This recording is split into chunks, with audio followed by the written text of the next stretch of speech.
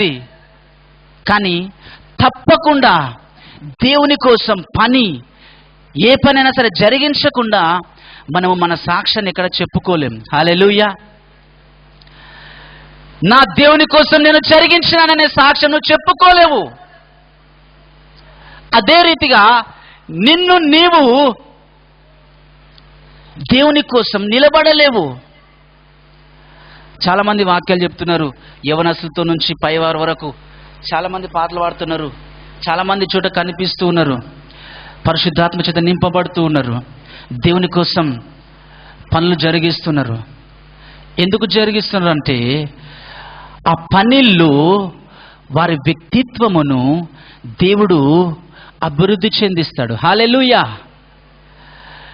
నీవు చేసే ప్రతి పనిలో నీ వ్యక్తిత్వమును దేవుడు అభివృద్ధి పరుస్తాడు. నీవు చేసే ప్రతి పనిలో నిన్ను దేవుడు నలగగొడతాడు. వెలగల రాళ్లతో మనల్ని మనము కట్టుకోవాలి అంటే ఈ యొక్క భూమి మీద ఏది విలువైన పనో అది గమనించి మనం జరిగించాలి. ఆత్మానుసారులు ఆత్మ విషయంలో మనస్సు ఉంచుతారని వాక్యంలో రాయబడింది. శరీరానుసారులు శరీర విషయముల మీద మనసును ఉంచుతారని వాక్యంలో రాయబడింది. ఆత్మానుసారమైనటువంటి అభివృద్ధి ఎక్కడ వస్తుందయ్యా అంటే దేవుని కొరకు నీవు చేసే ప్రతి పనిలో వస్తుంది. ఆత్మానుసారమైనటువంటి పరిపక్వత దేవుని కోసం నీవు పట్టుకునే ప్రతి పనిలో నీకు వస్తుంది. కాబట్టి దేవుని సన్నిధిలో ప్రతి ఒక్క విశ్వాసి కూడా వెలగల రాళ్ళు తీసుకొని తన జీవితాన్ని కట్టుకోవాలని దేవుడు కోరుతున్నాడు. హల్లెలూయా. సంఘములో పరిచర్యలో మనం ఉన్నప్పుడు మన జీవితము దేవునికి దగ్గరగా జరుగుతుంది. హల్లెలూయా. సంఘములో దేవుని పని మనము జరిగిస్తూ ఉన్నప్పుడు మన ఆత్మీయత దేవునికి దగ్గరగా జరుగుతుంది. హల్లెలూయా. దేవుని పని మనం జరిగిస్తూ ఉన్నప్పుడు దేవుని కోసం మనం పని జరిగిస్తూ ఉన్నప్పుడు పరలోకంలో మనము ఇల్లు కట్టుకుంటూ ఉంటామంట. హల్లెలూయా. చాలామంది పరలోక రాజ్యం వెళ్ళిన వాళ్ళు చూసినారంట, చాలా ఇండ్లు కట్టబడుతున్నాయంట. అనేకమైన ఇండ్లు పెద్ద పెద్ద భవనాలు కట్టబడుతున్నాయంట, మెరుస్తూ ఉన్నాయంట, చాలా ఆశ్చర్యముగా ఉన్నాయంట భవనాలన్నీ కూడా. కొద్దిమందికి బేస్మెంట్ దగ్గరే ఆగిపోయిందంట, కొద్దిమందికి పునాది దగ్గరే ఆగిపోయిందంట, కొద్దిమంది గృహాలు మొత్తం ముళ్ళ చెట్లతో నింపబడి ఉన్నాయంట. ఒక ఆయన పరలోక రాజ్యం వెళ్ళి అడిగినాడంట, ప్రభా ఏంది ఇట్లా ఉన్నాయి ఈ ఇల్లులన్నీ, ఇంకా పునాది వేసిరు, ఇంకా లేపలేదేంది ప్రభా, పైకి ఎత్తబడలేదే, కట్టబడలేదే, ఎందుకు ప్రభా అంటే వారు నా కోసం ఈ భూమి మీద ఏం జరిగించడంలే, ఏ పనిలో వాళ్ళు పాలు పొందుకోవడం లేదు, నా నామములో ఏ విధమైనటువంటి పరిచర్య వారు జరిగించడం లేదు, నా కోసం ఏమీ కష్టపడడం లేదు, అందుకే వారి యొక్క గృహాలు అట్లే ఆగిపోయినాయి అని దేవుడు సెలవిచ్చినాడంట. కాబట్టి మనం గమనించాల్సింది ఏంటంటే నీవు దేవుని కోసం ఈ భూమి మీద ఎంతగా ప్రయాసపడితే, ఎంతగా పని జరిగిస్తే పరలోక రాజ్యంలో నీ కొరకు అంత పని జరిగించబడుతుంది. హల్లెలూయా. ఈ భూమి మీద నువ్వు చేసే దేవుని కొరకు నువ్వు చేసే ప్రతి పని ఒక వెలగల రాయిగా పరలోకానికి అందించబడుతుంది. హల్లెలూయా. నీ పేరు మీద పరలోక రాజ్యానికి అందించబడుతుంది. హల్లెలూయా. పలాని వ్యక్తి నా కొరకు భూమి మీద పని జరిగిస్తూ ఉన్నాడు, ఆయన పేరు మీద అయ్యాక వెలగల రాయి ఇక్కడికి వచ్చింది, దీనితో ఆయన కొరకు మంచి గృహం నేను కట్టాలి. హల్లెలూయా. మన ఆత్మీయ జీవితమును పరిపూర్ణతలోనికి నడిపించేటటువంటి అంశం ఏదయ్యా ఈ భూమి మీద అంటే దేవుని యొక్క పరిచర్య. హల్లెలూయా. దేవుని యొక్క పరిచర్య అంటే వాక్యం చెప్పడము, స్తుతి ఆరాధన జరిగించడము ఇదే కాదండి. నేను వాక్యం చెప్తున్నాను. కెమెరా తీసే వాళ్ళు కెమెరా తీస్తున్నారు, సౌండ్ సిస్టమ్ పెట్టే వాళ్ళు సౌండ్ సిస్టమ్ పెడుతున్నారు. ఎవరి పని వారుకుంటుంది. కానీ దేవుని పని మాత్రం మన జీవితంలో ఉండాలి. హల్లెలూయా. చివరి దినాలలో మనం ఉన్నాం, చివరి రోజులలో మనం ఉన్నాం, చాలా భయంకరమైన పరిస్థితుల్లో మనం ఉన్నాం. మన యొక్క సాక్ష్య జీవితాన్ని దేవునిలో కట్టుకోవడానికి మనం ప్రయత్నం చేద్దాం. మన యొక్క ఆత్మీయ మందిరమును మనము కట్టుకోవడానికి ప్రయత్నం చేద్దాం. హల్లెలూయా. మన ఆత్మీయ గృహమును మనము కట్టుకోవడానికి ప్రయత్నం చేద్దాం. దేవుని సన్నిధిలో మన చేతికి వచ్చిన పని మనం జరిగించడానికి ప్రయత్నం. చాలామంది ఆదివారం చర్చికి మళ్ళీ వెళ్ళిపోయి, మళ్ళీ ఆదివారం వచ్చి మళ్ళీ వెళ్ళిపోయి, నేను వాక్యం చదువుకుంటున్నానన్నా, ప్రార్థన చేసుకుంటున్నాం, చాలా వరకు ప్రార్థన చేసుకుంటున్నాం, ప్రార్థనలోనే గడుపుతున్నా నేను. చాలా ఇంకా నా జీవితానికి నీవు దేవుని కోసం చెమట తీర్చిన సాక్ష్యం చెప్పుకోగలవా? నా దేవుని కోసం నేను చెమటంతా తీసేసిన సాక్ష్యం చెప్పుకోగలవా? నా దేవుని కోసం పలాని పని జరిగించినా నేను అనే సాక్ష్యం చెప్పుకోగలవా? నా దేవుని కోసం నేను ప్రయాసపడ్డాను, నిద్రలు మానేసినాను, తిండి మానేసినాను, తిట్లు తిన్నాను, ఏడ్చినాను, రాత్రిలో నడిచిపోయినాను అనే సాక్ష్యం నువ్వు చెప్పుకోగలవా? 2005 సంవత్సరం నుంచి నేటి వరకు కూడా నేను సంఘంలోనే ఉన్నాను. ప్రతి పని నాకు తెలుసు, ప్రతి ఒక్క పరిచర్య నాకు తెలుసు. సంఘంలో జరిగిన ప్రతి పరిచర్యలో నేను ధైర్యంగా చెప్పుకునేది ఏందయ్యా అంటే, నేను దేవుని కొరకు పని చేసినాను. హల్లెలూయా. నేను దేవుని కొరకు పని చేసినాను, నేను దేవుని కోసం వాడబడ్డాను, నేను దేవుని కోసం బాత్రూమ్స్ కడిగినాను, నేను దేవుని కోసం చెప్పులు తీసినాను అని ధైర్యం నాకుంది. హల్లెలూయా. అది ఎందువల్ల వస్తుందయ్యా అంటే, దేవుని పరిచర్యలో మనము ఉన్న విషయాన్ని బట్టి వస్తుంది. కాబట్టి గమనించండి, మనము దేవుని కొరకు ఏదైనా పని జరిగిస్తూ ఉన్నామా?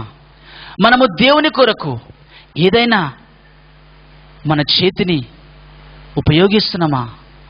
దేవుని కోసం ఏమైనా చేస్తూ ఉన్నామా? దేవుని కోసం ఏమైనా ఇస్తూ ఉన్నామా? దేవుని కోసం ఎవరినైనా ప్రోత్సహిస్తూ ఉన్నామా? దేవుని సన్నిధిలో దేవుని కోసం నువ్వు ఏ చోట ఉన్నా దేవుని పని జరిగిస్తే నీ జీవితానికి ఒక ధైర్యం ఉండబోతుంది. హల్లెలూయా. నీవు దేవుని కొరకు చేసిన పనిని బట్టి నీకు ఒక ధైర్యం ఉంటుంది. ప్రతి పని గురించి నీకు ధైర్యం ఉంటుంది.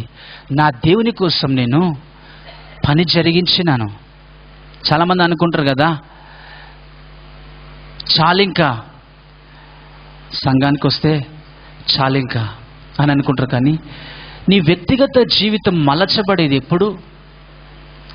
సంఘం అంటే దేవుని యొక్క శరీరం అని చెప్పుకున్నాం. సంఘం అంటే ఇంకో మాట ఏం రాయబడిందంటే వధువు. సంఘం అంటే ఒక వధువుతో దేవుడు పోలుస్తున్నాడు. వధువు అంటే ఏంటి? వధువు అంటే పెళ్లి కూతురు. పెళ్లి కూతురు ఎట్లా ఉంటుంది? మంచిగా సిద్ధపరచబడి, మంచిగా అలంకరించబడి చాలా మంచిగా ఉంటుంది. వధువు అంటే దానికి అర్థం అలంకరించబడిన వ్యక్తి, పరిశుద్ధమైన వ్యక్తి, దేవుని కోసం ఎదురు చూస్తున్నటువంటి వ్యక్తి వధువు అంటే. మరి సంఘము వధువు అంటే నీవు నేను సంఘంలో ఒక భాగము. వధువు అంటే తనను తాను సిద్ధపరచుకోవాలి. నీవు నేను కూడా మన దేవుని సన్నిధిలో, మన సంఘములో నీవు నేను మనల్ని మనం సిద్ధపరచుకోవాలి, మనల్ని మనం తర్ఫీదు చేసుకోవాలి, మన యొక్క గుణ లక్షణాలను సంఘంలో మార్చుకోవాలి, మన తగ్గింపును మనం సంఘంలో నేర్చుకోవాలి, మన పరిచర్యను మనం సంఘంలో జరిగించాలి.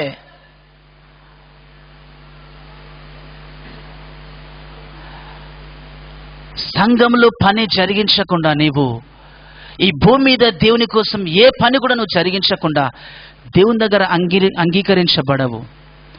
ఈ మాట రాసి పెట్టుకోండి. ఏ పని దేవుని కోసం ఈ భూమి మీద నువ్వు జరిగించకుండా దేవుని చేత నువ్వు అంగీకరించబడవు.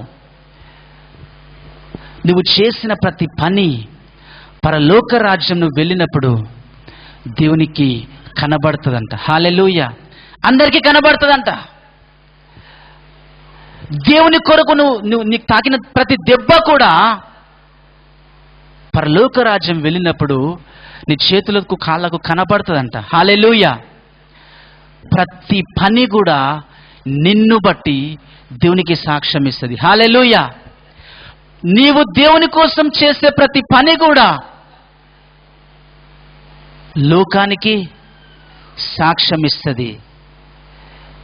ఈ వధువుగా మనల్ని మనం సిద్ధపరచుకోవాలని దేవుడు కోరుతూ ఉన్నాడు. ఈరోజు నీతో నాతో దేవుడు మాట్లాడుతున్నాడు. ఏందయ్యా అంటే, మనము దేవుని పని జరిగిస్తే గాని అంగీకరించబడము. సాఫీగా క్రైస్తవ జీవితం సాగిస్తే మనం అంగీకరించబడము. నా కొరకు నువ్వేం చేసినావు? ఏం పని జరిగించినావు నా కోసం? ప్రభా, నాకు టైం లేదు ప్రభా, నేను జాబ్కి వెళ్ళాలి ప్రభా, ఇంట్లో పని జరిగించాలి ప్రభా. అది నీ పని. అయితే నా కొరకు నువ్వేం చేసినావు? నా కొరకు నువ్వేం చేసినావు అని దేవుడు అడిగినప్పుడు మనము సిగ్గుతో తల వంచుకునే పరిస్థితి మనకు వస్తుంది. కాబట్టి దేవుని కోసం మనము ఒక పని జరిగించాలి. ప్రతిదినము దేవుని పని నీ జీవితంలో లేకపోతే నీవు అంగీకరించబడవు అనే విషయము నీవు నేను గమనించాలని దేవుడు కోరుతున్నాడు. హల్లెలూయా. ప్రతి ఒక్కరికి దేవుని పని ఉంటుందండి. నేనేం చేస్తానండి, నేనేం జరిగిస్తాను, దేవుని కోసం నేనేం చేస్తాను అంటే, నీవేం చేయగలవో అదే పని దేవుడు చెప్తాడు. నీవు ఏదైతే చేయాలో, నేను ఎట్లాగైతే మలచాలో, ఎట్లాగా నేను వంచాలో, ఎట్లాగా నేను నలగగొట్టాలో ఆ రీతైన పని దేవుడు నీ జీవితానికి ఇస్తాడు. హల్లెలూయా. పనిలో నీవు పరిపక్వత చెందుతావు. హల్లెలూయా. పరిపక్వత అంటే మెచ్యూరిటీ. పరిపక్వత, అనుభవము.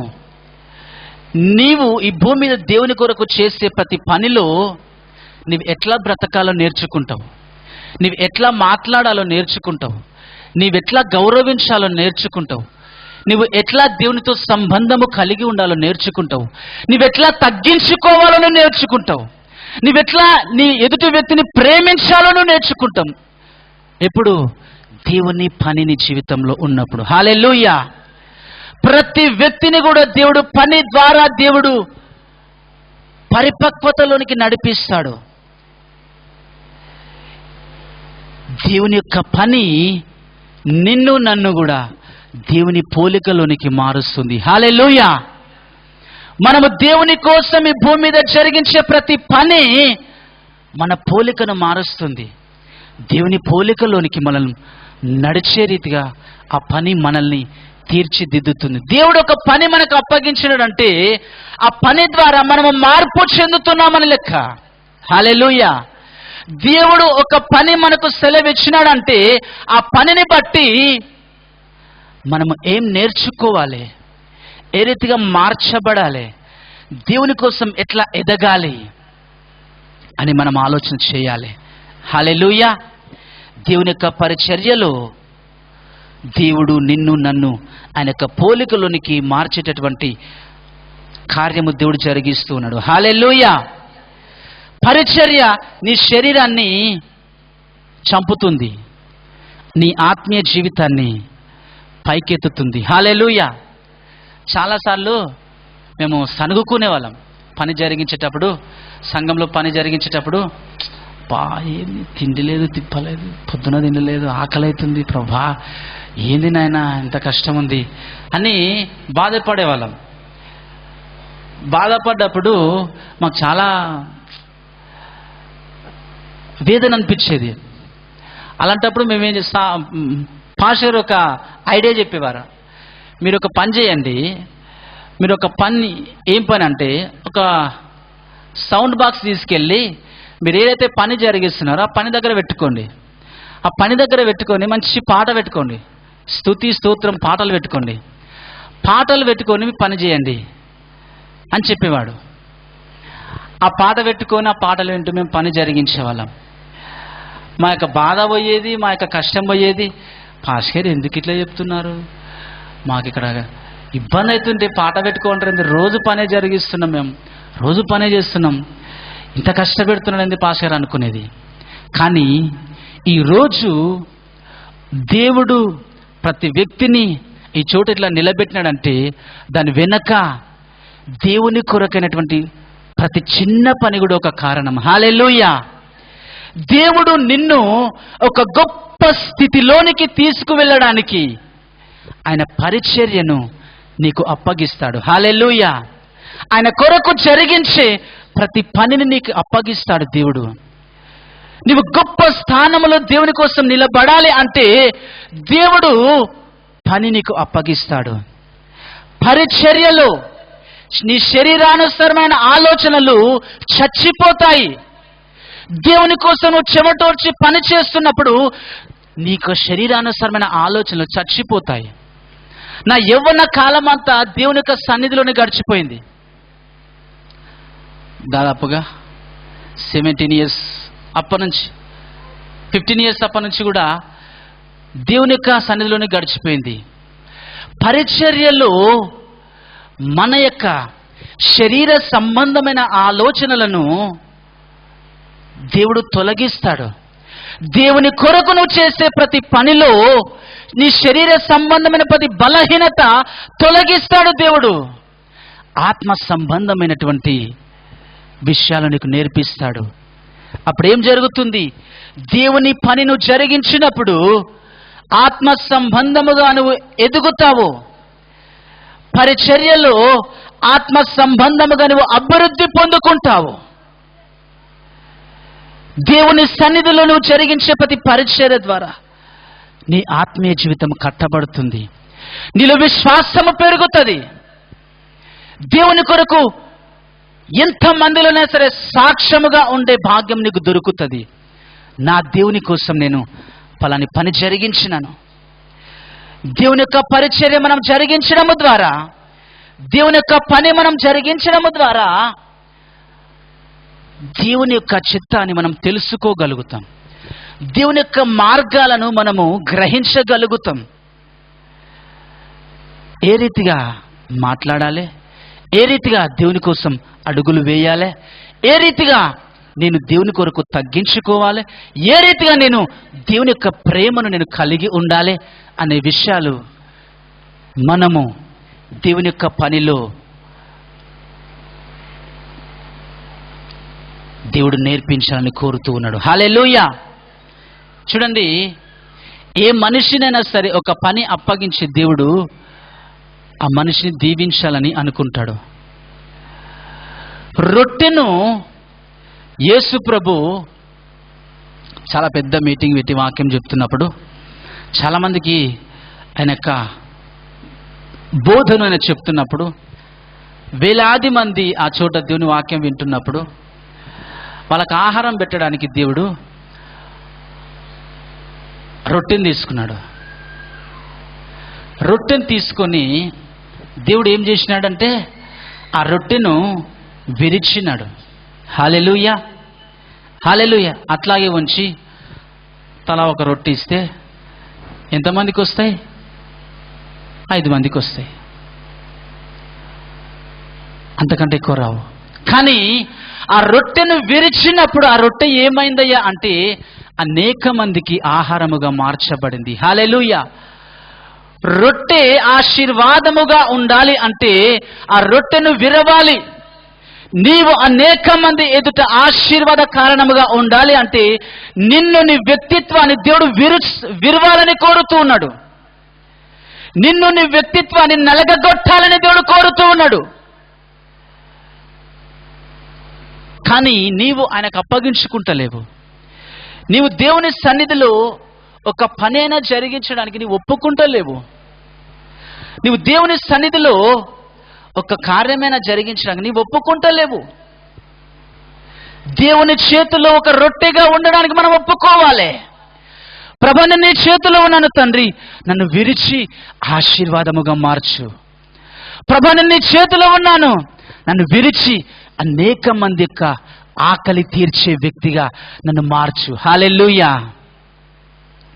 ఒక పాట ఉంటుంది, నీ చేతిలో రొట్టెను నేనయ్యా, వీరువు యేసయ్యా. నీ చేతిలో రొట్టెను నేనయ్యా, వీరువు యేసయ్యా. వీరువు యేసయ్యా, ఆశీర్వదించు యేసయ్యా. వీరువు యేసయ్యా, ఆశీర్వదించు యేసయ్యా. నీ చేతిలో రొట్టెను నేనయ్యా, వీరువు యేసయ్యా. నీ చేతిలో రొట్టెను నేనయ్యా, వీరువు యేసయ్యా. వీరువు యేసయ్యా, ఆశీర్వదించు యేసయ్యా. వీరువు యేసయ్యా, ఆశీర్వదించు యేసయ్యా. నీ చేతిలో రొట్టెను నేనయ్యా, వీరువు యేసయ్యా. నీ చేతిలో రొట్టెను నేనయ్యా, వీరువు యేసయ్యా. హల్లెలూయా. మనము దేవుని చేతిలో విరువబడాలి అంటే దేవుని చేతికి మనం అప్పగించుకోవాలి. హల్లెలూయా. మనల్ని దేవుడు విరిచినప్పుడు అనేక మందికి మేలుకరంగా మనము తయారవుతాం. అనేక మందికి మేలుకరంగా మనము తీర్చిదిద్దబడతాము. దేవుని సన్నిధిలో, దేవుని చిత్తములో నీవు విరవబడాలి. ఆయన చేతికి అప్పగించబడాలి. ఆయన పనిలో నీవు పరిపక్వత చెందాలి. పరిపక్వత చెందినప్పుడు నిన్ను బట్టి అనేక మందికి దేవుడు నిన్ను సాక్షిగా నిలబెట్టాలని దేవుడు కోరుతున్నాడు. హల్లెలూయా. పరలోక రాజ్యానికి మనం వెళ్ళడానికి మనల్ని దేవుని యొక్క పని సిద్ధపరుస్తూ ఉంది. హల్లెలూయా. ఈ యొక్క భూమి మీద మనము చేసే ప్రతి పని మనము పరలోక రాజ్యానికి వెళ్ళడానికి మన యొక్క వ్యక్తిత్వమును సిద్ధపరుస్తూ ఉన్నదని గమనించండి. దేవుడు మన జీవితం పట్ల ఒక పని దేవుడు కోరుతున్నాడు.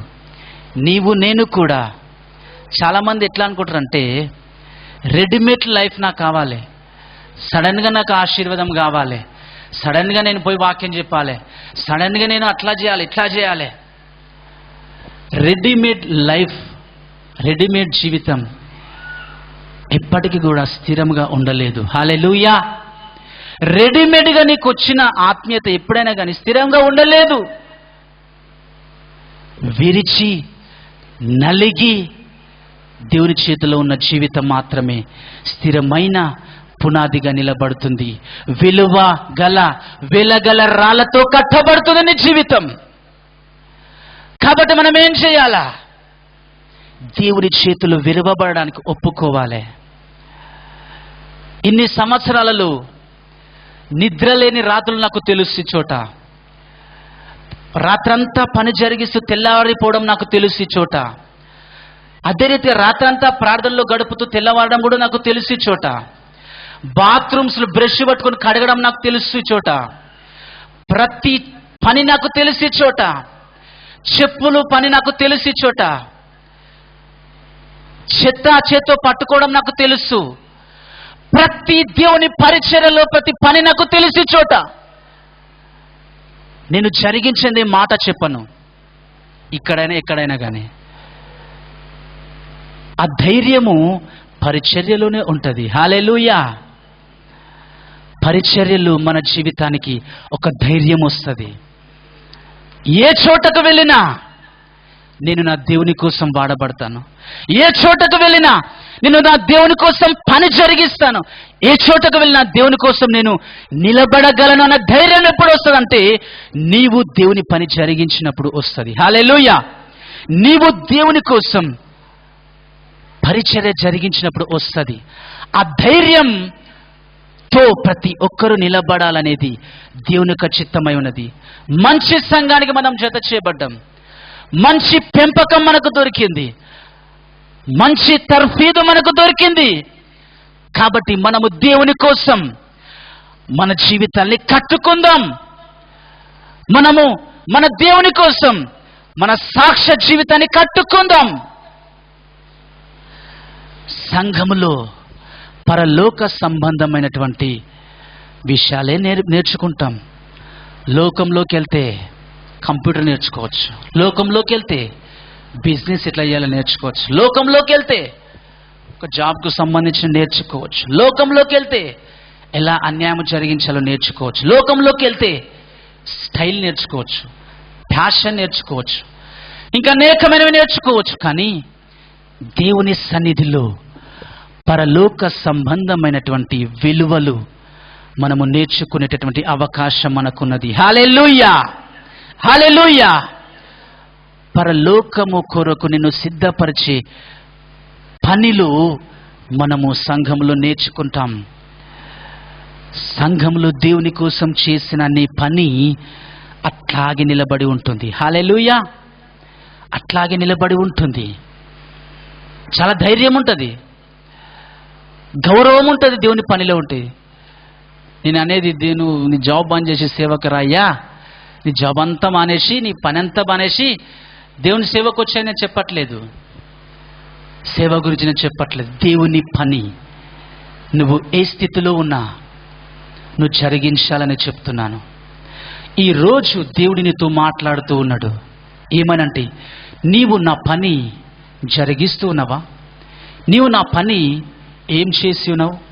నీవు నా కోసం ఏం చేసి ఉన్నావు అని దేవుడు నిన్ను ప్రశ్నిస్తూ ఉన్నాడు, నిన్ను నన్ను కూడా. కాబట్టి మనం ఆలోచన చేద్దాం.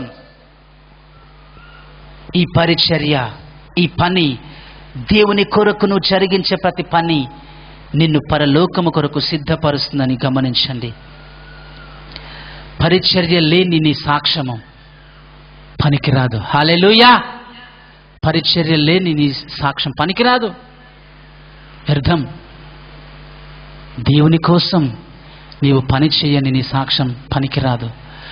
దేవుని కొరకు నీ చేతులు నీ కాళ్ళు వాడబడకపోతే నీ సాక్ష్యం పనికిరాదు, పని చేయదు, చెల్లదు. ఏ చోటకు వెళ్ళినా నువ్వు చెప్పలేవు. విశ్వాసం నీకు రాదు, ధైర్యం నీకు రాదు. దేవుని కొరకు నువ్వు పని జరిగిస్తే ధైర్యముగా ఉండగలుగుతావు. నీవు ఏ చోటకు వెళ్ళే ధైర్యంగా ఉండగలుగుతావు. ఏ చోటకు వెళ్ళే దేవునికి చెందిన వ్యక్తిగా నువ్వు నిలబడగలుగుతావు. హల్లెలూయా. కేవలం దేవుని పరిచర్యలో ఉన్నటువంటి ఆశీర్వాదం అది. హల్లెలూయా. దేవుని పరిచర్య కొరకైతే, దేవుని సేవ కొరకైతే, సేవకుని కొరకైతే ఇంకా ఎక్కువగా నీవు నేర్చుకోవలసిన అవసరం ఉంది. ఎవరైనా సరే, యవనస్తులైనా సరే, యవనస్తురాలైనా సరే మనము నేర్చుకోవాలి. ఏలియా దగ్గర ఎలీషా శిష్యునిగా ఉన్నాడు. ఏలియా దగ్గర 2 రాజుల గ్రంథంలో ఒక మాట రాయబడి ఉంటుంది ఎలీషాని గురించి. ఎలీషా కొరకు ఏం చెప్తారయ్యా అంటే, ఏలియా చేతుల మీద నీళ్లు పోసిన వాడితను అని ఎలీషా కొరకు దేవుడు పరిచయం చేస్తాడు. యెహోషువ కొరకైతే మోషే యొక్క సేవకుడు అని పరిచయం జరిగిస్తాడు. నీవు దేవుని సేవలో ఎదగాలంటే కూడా పరిచర్య నీకు కొలతగా దేవుడు ఇస్తాడు. హల్లెలూయా. నీవు సేవకునిగా, ఒక మంచి సైనికునిగా ఎదగాలంటే కూడా పరిచర్యను దేవుడు కొలుస్తాడు. ఎంతగా నువ్వు దేవుని కొరకు ప్రయాసపడ్డావు. మాకైతే మంచి వారసత్వం ఉంది, మంచి ధైర్యం ఉంది, మంచి దేవుని సేవకుని దగ్గర మేము పెరిగినామనే ధైర్యం ఉంది మాకు. చాలామంది